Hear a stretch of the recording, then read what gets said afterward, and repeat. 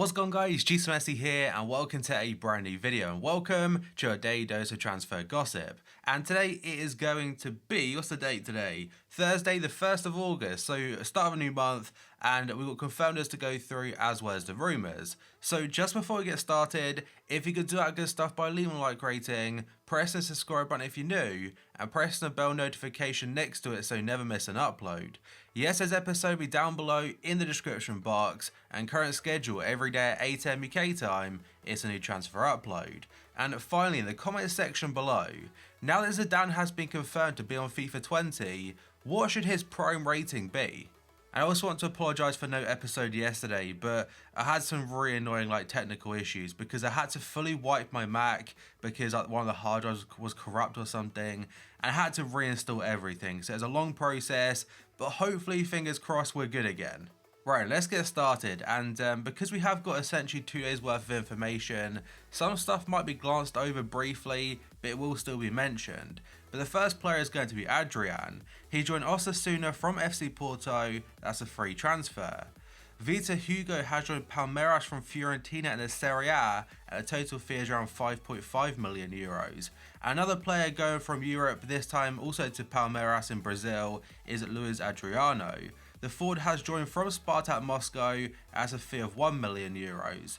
Glatzel has joined Cardiff City from Heidenheim from the second tier in the Bundesliga, or second Bundesliga should I say, at a £5.4 million fee. Brian Oviedo has joined Copenhagen from Sunderland, that's a free deal. Borja Mayoral has joined gone on a second loan spell to Levante from Real Madrid, and I don't believe there's an option to buy. This next player, I can't really pronounce his name, I can't say his name, but he has joined Cologne from Montpellier and they paid 6 million euros. Okazaki has left Leicester City on a free transfer after his contract expired and he joined Malaga, I now think in the second tier of Spanish football. Amiri has gone to Bayer Leverkusen from Hoffenheim at a 9 million euro fee. It's believed it could go up to 11 mil after additional fees and it's on a 5-year contract. Fernando has joined Beijing Guoan in the CSL from Spartak Moscow.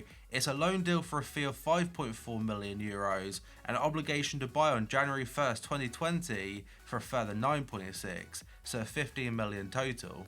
Bournemouth have signed Billing from relegated Huddersfield for a £15 million fee and it's on a long-term contract.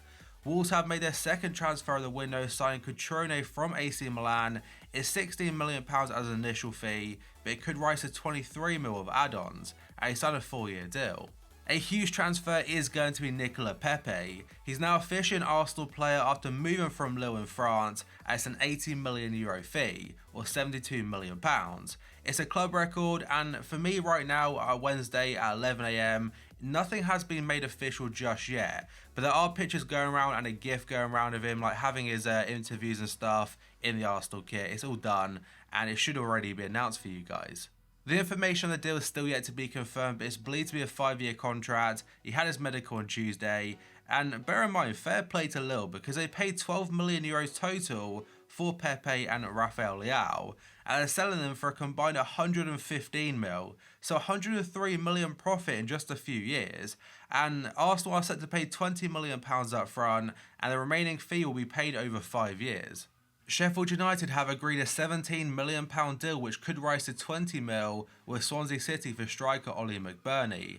Various sources are saying this, including Sky Sports, and it could well be a done deal by now.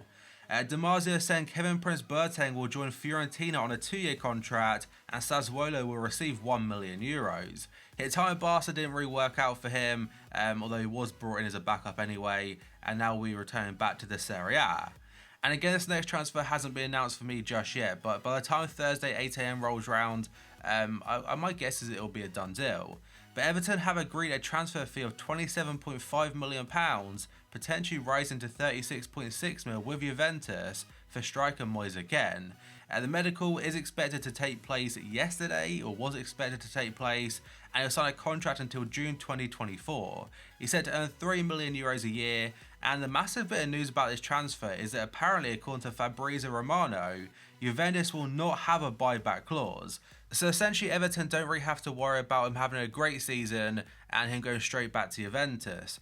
But the Italian giants do have an option in their contract or in the deal where if Everton receive a bid in the future, Juventus can match that.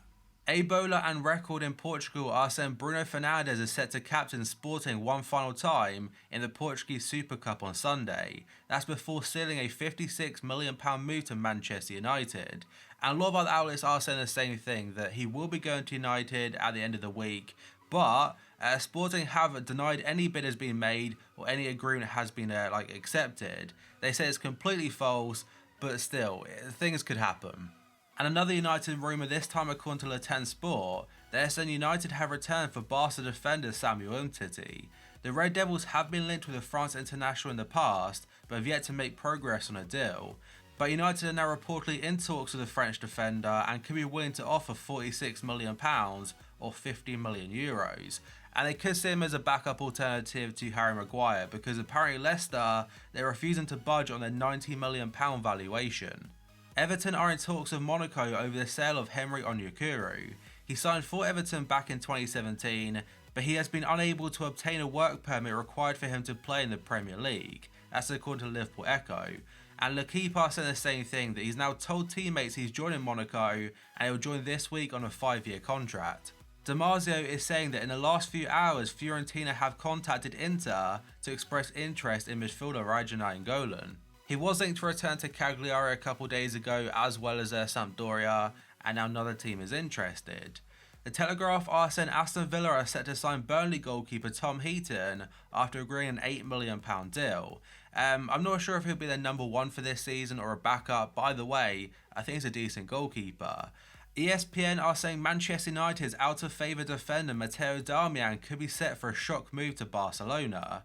He's considered a much cheaper option than first-choice targets Junior Firpo and Philippe Max, and also has versatility to play left-back or right-back. It could be beneficial for them. Trabzonspor have opened talks with Daniel Sturridge and have offered him a 2-year deal. The former Liverpool striker is holding out for a better wage though, according to Foot Mercato. The Turkish side have offered him €2 million per season, but he wants that up to €3 million, and he also wants a €2 million signing on bonus. Another striker potentially heading to Turkey this time, according to L'Equipe, they're saying Galatasaray are the favourites to sign forward Radamel Falcao. That's after offering him a 2-year contract that would see him better his €8 million a year salary at Monaco. And Valencia and Atletico are also in the picture to sign him, but despite it saying better than €8 million contract, other outlets are saying it's closer to €5 million. L'Equipe are saying that on Tuesday, Monaco put a bid of €30 million in for Porto's defensive midfielder Danilo Pereira. Porto have rejected this bid and they put out a statement saying that they hope now the matter itself is closed, but it's not, because Monaco intend to try again. Everton also released a club statement since the last episode about Wilfried Zaha, and they say Everton categorically denies a bid has been submitted to Palace for Zaha. That was talking about the bid that was £55 million, including Tosun and McCarthy. They did put a bid in over the weekend, but it was rejected, and both clubs have agreed that was the end of the matter. So Zaha's move potentially to Arsenal could be off, and his move to Everton could also be off. BBC Sport are saying Laurent Koscielny's agent met with Arsenal and Stade Rennes on Monday to discuss a potential move from the Gunners. He doesn't anticipate to play for Arsenal anymore, and he's hoping a deal can be reached. And another centre back that could be on the move, according to BBC Sport again, is Mustafi. And they're saying Monaco have inquired for the Arsenal defender. The Gunners do value him at around €30 million, according to L'Equipe, and he is set to leave the club this summer. Now, other teams are interested, but some teams want a permanent basis, others want a loan. Calcio Mercato are saying Juventus are considering a move for Christian Eriksen. Maurizio Sarri is still looking to add further quality to his midfield, despite the signings of Adrian Rabiot and Aaron Ramsey this summer. Juventus are also considering a move for Isco, though that move may be impossible because of the injury to Marco Asensio. An interesting one from RMC Sport is that Zenit have made an offer of €41 million to Barca for Malcolm. The Spanish giants want closer to €45 million, and the Russian side want to close the deal in the next 2 days. Now, bear in mind this article came out on Tuesday, so potentially by today on Thursday, it could well be a done deal. And next up, Sky Sports are saying that Gareth Bale's relationship with Zinedine Zidane has broken down irretrievably. Apparently Gareth Bale is not in the right mental state to play after the move broke down. So he's pulled out of Real Madrid's trip to Munich for a pre-season tournament. And Ondacero do mention that Bale is now in negotiations with a new Chinese club. They haven't said what team it could be, but the deal might not be off just yet. And now a huge one for Manchester United fans about Paulo Dybala and also Romelu Lukaku. So Sky Italy are saying United and Juventus have agreed a swap deal in principle involving the two forwards. They now need to reach an agreement between United and Dybala for the deal to go ahead, and apparently according to Gazzetta dello Sport, he is willing to join United. The club have offered him £150,000 a week, but he asked for £210,000. And the same outlets say that Patrice Evra has contacted his former Juventus teammate Dybala to convince him to join United. So potentially if a deal goes through, I think it's great business from United, but I'm not sure why Juventus are letting Dybala go. And La Repubblica are saying Inter could now turn to Edinson Cavani as Manchester United refuse to budge on their asking price for Lukaku. PSG are thought to want around €50 million for the 32-year-old, and Inter's increasing desperation for a forward means they may pay it. And apparently to sweeten the deal, the owners of Inter Milan that also own Chinese Super League side Jiangsu Suning, they could offer Cavani a final lucrative payday down the line, again to sweeten the offer. And now Sport are saying that PSG have dropped their asking price for Neymar down to £165 million, but Barca can't afford to sign the Brazilian unless they sell several players. But that, guys, is going to be it for this video. So if you could do that good stuff by leaving a like rating, press the subscribe button if you're new, and press the bell notification next to it so you never miss an upload. Yes, this episode will be down below in the description box, and current schedule every day at 8 AM UK time is a new transfer upload. And finally, in the comment section below, for FIFA 20, what should Zidane's prime rating be? So thank you for watching this video, and I'll see you next time.